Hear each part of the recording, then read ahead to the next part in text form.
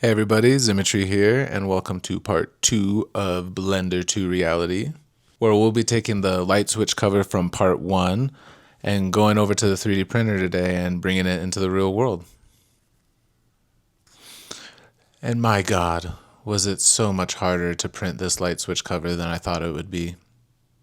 I did learn a lot though, and I really embraced the process of prototyping in this, and I'll be going over everything I learned in this video today. But before we get into that, please be sure to like and subscribe down below. It really helps the channel out. And I can't thank you all enough because the channel is growing so much right now and so fast, and I am incredibly grateful, and I can't wait to just keep creating for you all, and we can keep learning and growing together. So today I'm going to teach you how to take your 3D model or the light switch cover from part 1 and take it over to the 3D printer to bring it into the real world. And as you can see, this light switch cover looks a little different than part 1. This is because I ran into some issues with the design of part 1. I'm going to go over how I overcame all these hurdles and problem solving. I gotta be honest with you, going into this episode of Blender 2 Reality, I really thought like, oh, I'm opening up with a light switch cover, very basic modeling. How hard could it be to print a light switch cover? But Symmetry, you've printed art toys and toaster coasters before. How hard could a light switch cover even be? Harder than I'd like to admit. Took me 4 prints. That's right, I had to print this light switch cover 4 different times because I had failure prints and I had warping of the model, and it was driving me crazy. It was getting very frustrating, but I was able to take a step back and realize that a lot of the problems were user error. It wasn't the machine's fault, it wasn't Blender's fault. It was me not adding in enough supports, it wasn't me thinking about the thickness of the model. So there's different things going on, and instead of just giving in to my frustration and getting angry and giving up on it, I stuck with it and started problem solving and realized that this is part of 3D printing and being an artist. It's the prototyping stage of the process. So you might run into errors with models. You might run into things that you don't quite know the answer to right away. But as long as you don't give up and you just keep trying to be creative and tune into the creative energy, you'll find your solution and eventually end up with what you're envisioning. So like I said in the beginning, I had to redesign this model here a little bit to actually get a successful print and something that actually fit the light switch. If you have the model from part 1, don't worry because you do have a lot of beginner modeling skills now. And me explaining the process of the redesign, you should be able to follow along as well or understand what I'm doing. So if you are a Blender beginner, please do watch part 1 still. And if you're ready to take 3D models to your 3D printer, you're in the right place too. All right, that's enough intro. Let's go get into this. Let's open up Blender and get this remodel started. So to start, I added in a circle and used the same reference light switch cover rectangle.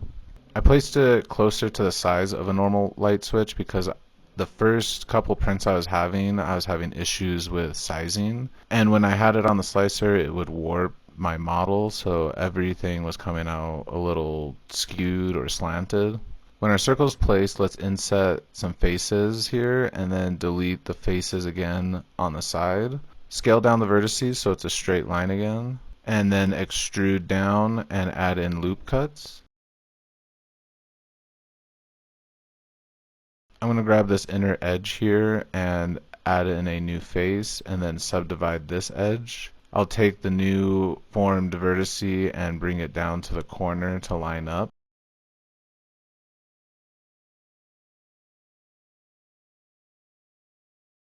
Now that that's lined up, I'm going to use the knife tool to create new vertices and extend this edge across. Now the adjustment that I need to make with this design is extending the pattern and the colors.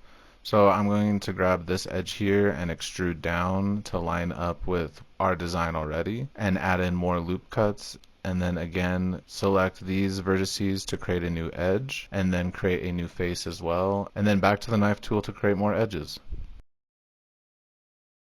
Add in more loop cuts.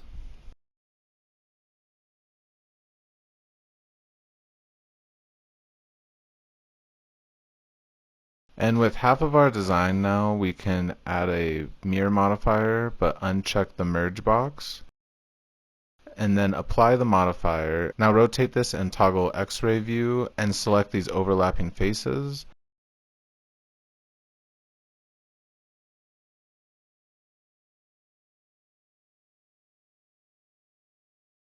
Delete them. Now selecting these vertices and creating new edges, and then again, same technique, selecting the loop in the middle and creating a new face. And now let's go back to our knife tool to finish out our edges.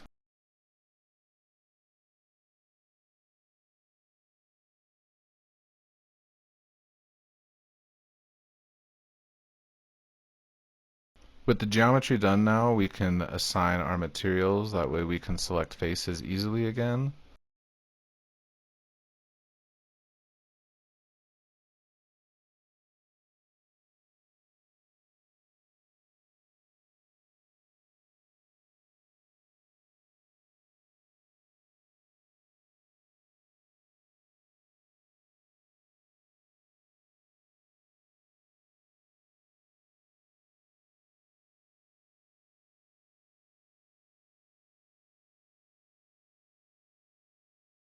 Now with our materials assigned, let's add in these bevels on the edges.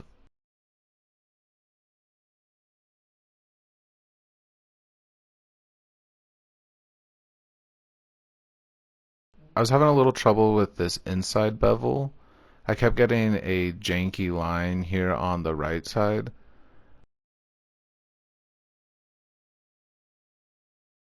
To work around this issue, I just added in loop cuts manually to the center and then extended the edges again.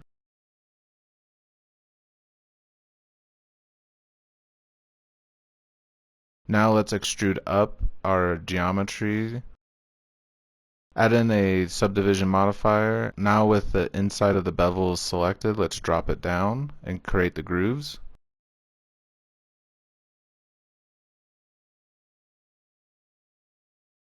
Next, let's apply booleans.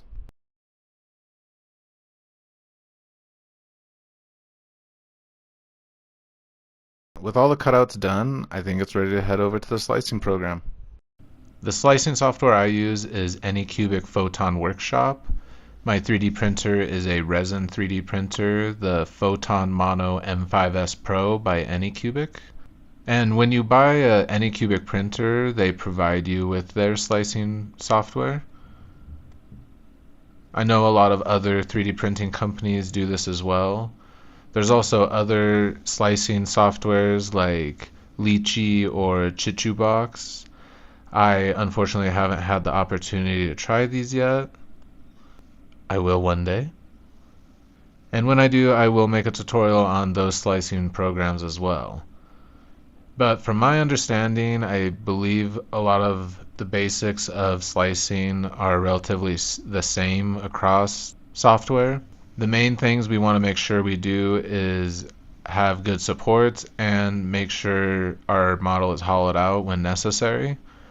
For something like this, like a light switch cover, I don't really think we'll need to hollow it out just because of how thin it is. But if you were to be printing an art toy or a solid object or something bigger or thicker than a light switch cover, then I would probably hollow out your object. So when you open up the Photon Workshop, this is the screen you're presented with, and the first thing we want to do is import a model.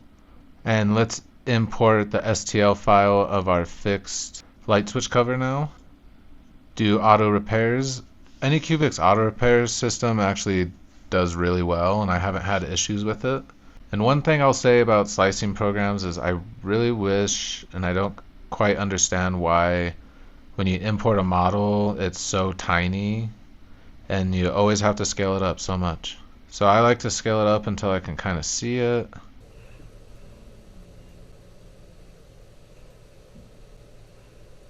There it is. One other thing I do wish any cubic slicing program had was a tool to put a point on one side and another point on this side and have it measure it and tell me how, like, what the distance is between point A and point B. I do know other slicing programs do that. I just would like to see Anycubic implement that. So my workaround for that is to keep Blender open and use the dimensions from Blender here and make sure they match up in the Photon workshop in scale here.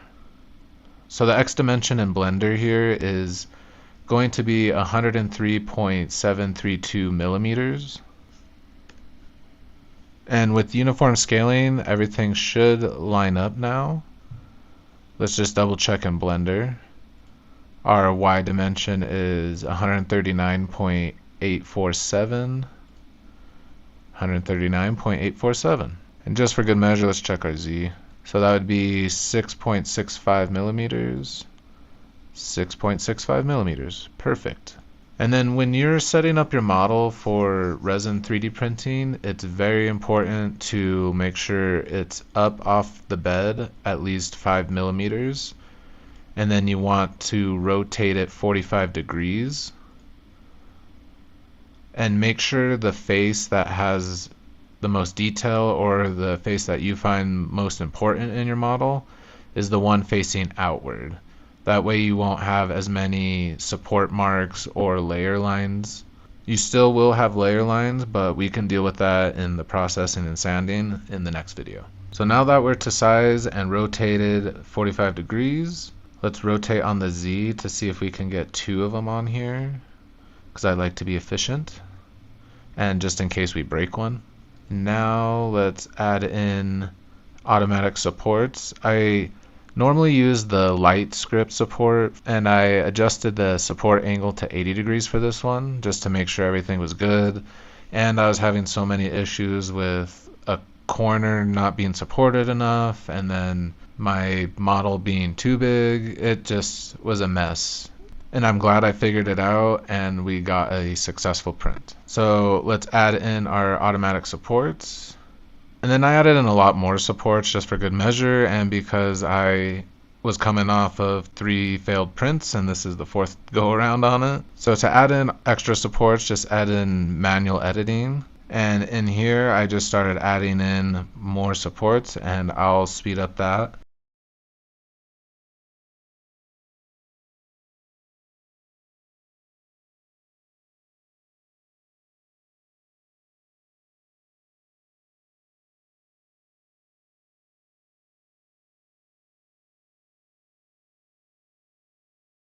Now that I have extra supports added in, all I want to do is make a duplicate. And to do that here in this slicing program, all we need to do is a clone and apply 1 copy. And then let's move it back onto the bed and make sure everything's lined up and in our print area.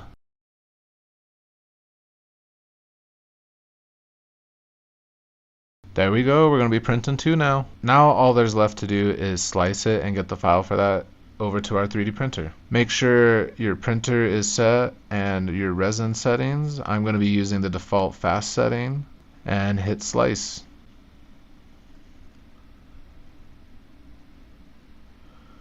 It's important once you slice to make sure you check your islands, and an island will be a bright yellow mark. It'll be that color that's around this edge here. It'll be a bright yellow. And if there's just one bright yellow blob, then that means there's no support, and you need to add in extra supports. Everything's looking pretty good. Just might need to add in a support there. But overall, it looks great. So now just save your file and let's get it over to the 3D printer. Before starting any resin 3D print, always make sure you're wearing gloves and a mask and you have ventilation.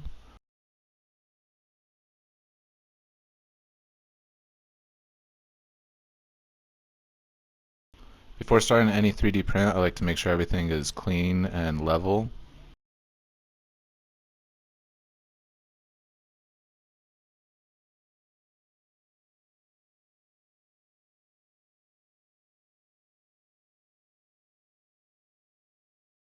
Always make sure your vat is tight and secure onto your printer.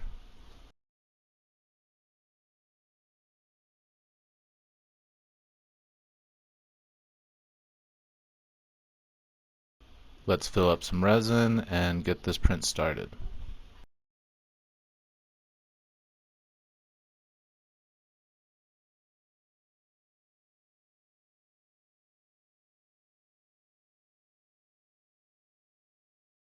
This Anycubic printer is my first 3D printer, and I haven't had any real issues with it, so I do recommend it as a good beginner 3D printer.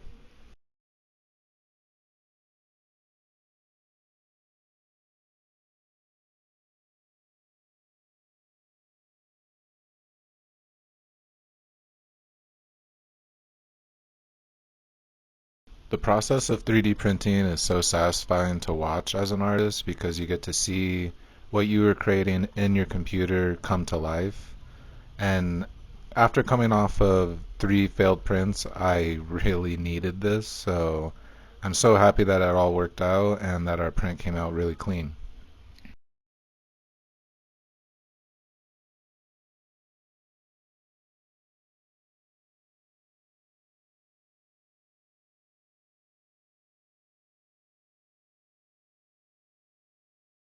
I thank the 3D printing gods. Now time for the wash and rinse and then on to curing.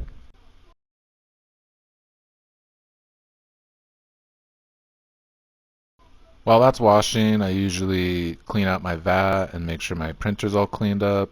That way we use our time efficiently. Always be very, very careful when cleaning up resin. It is highly toxic and can irritate your skin really bad. I try to be very meticulous when cleaning my vat to make sure there's no resin just sitting there. I don't want any unwanted fumes just lingering in my garage.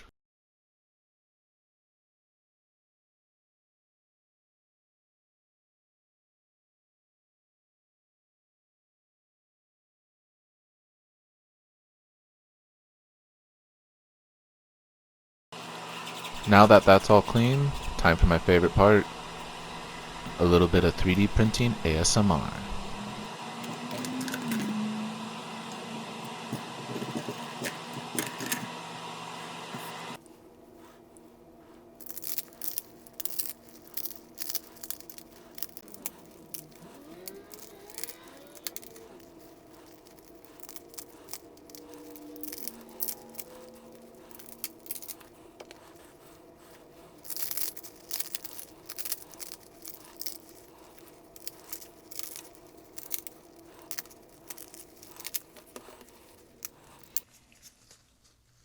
Gorgeous.